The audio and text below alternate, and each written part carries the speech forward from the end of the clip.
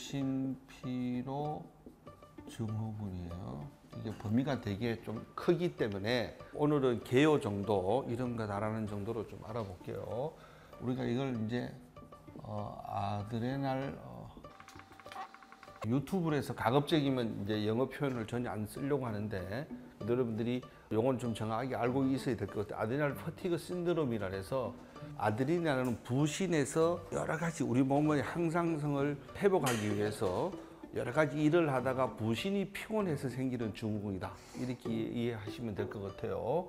우리가 살면서 여러 가지 일들을 이제 우리가 겪는데 이런 부분을 우리가 항원이라고 부르죠. 항원. 나에게 조금이라도 나를 불편하게 하는 것들, 이런 것들이 여러 가지 이제 모여 보면은 우리가 항원을 이렇게 한번 표현할게요. 예를 들자면은 내가 갑작스러운 어떤 사고나 어떤 사건이 생겼거나 내가 늘 어떤 미래에 대해서 어떤 걱정을 하거나 또 어떤 인간관계가 생기거나 어떤 내가 물리적인 어떤 충격이나 어떤 이런 일들이 생기거나 그 다음에 여러 가지 환경적인 어떤 요인에 의해서 피할 수가 없단 말이에요. 늘 부딪히면서 살아야 되고 그 다음에 어떤 그 경제적인 문제 또 가족 간의 문제 또 직장 안에서의 문제 또 취업에 대한 문제 뭐 이런 거죠. 여러 가지 어떤 뭐 내가 결혼에 대한 문제 갑작스럽게 뭐 좀 표현하기 그렇지만 이혼을 했다든가 예를 들자면은 뭐 실직을 했다든가 또 갑자기 내게 뭐 감염이 뭐 바이러스 같은 게 생겼거나 뭐 이렇게 병이 오거나 이런 것들이 생겨 이걸 다 우리는 항원이라 그래요.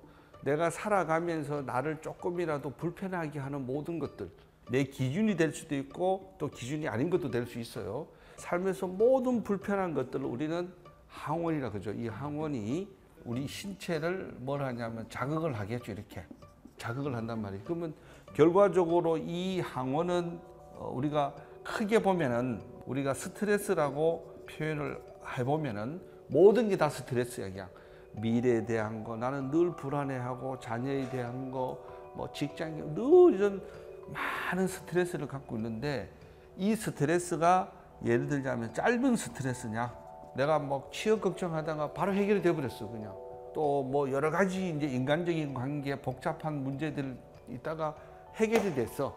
이런 것들은 다 짧은 스트레스란 말이죠. 근데 우리가 긴 스트레스 좀 오랫동안 장기적인 어떤 스트레스가 우리를 계속 공격하는 이 두 가지로 우리는 볼 수 있어. 그죠?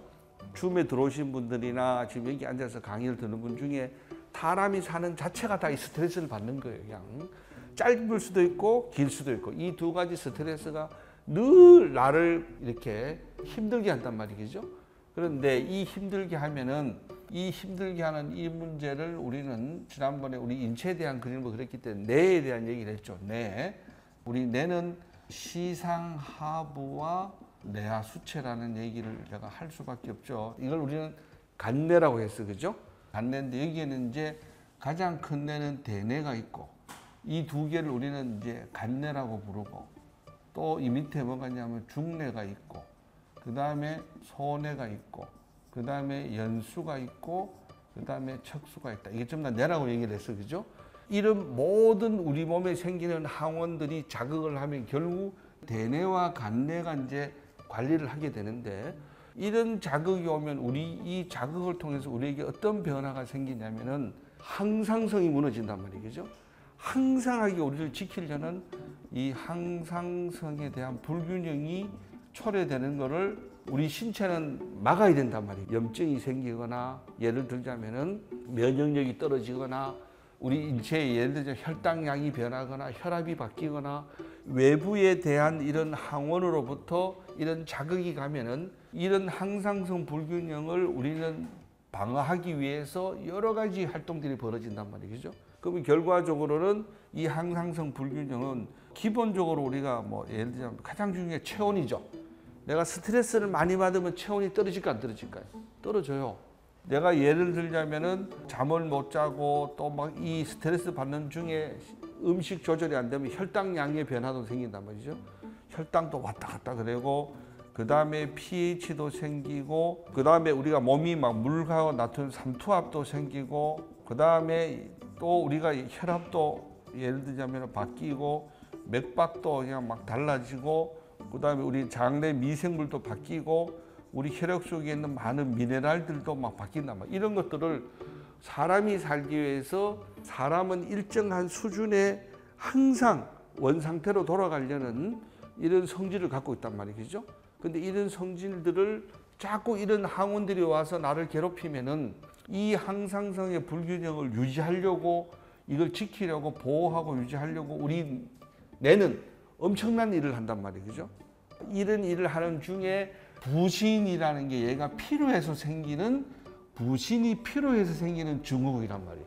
그죠? 이 증후군이라는 거는 신드롬이기 때문에 우리가 말하는 질환은 아니단 말이에요. 그죠?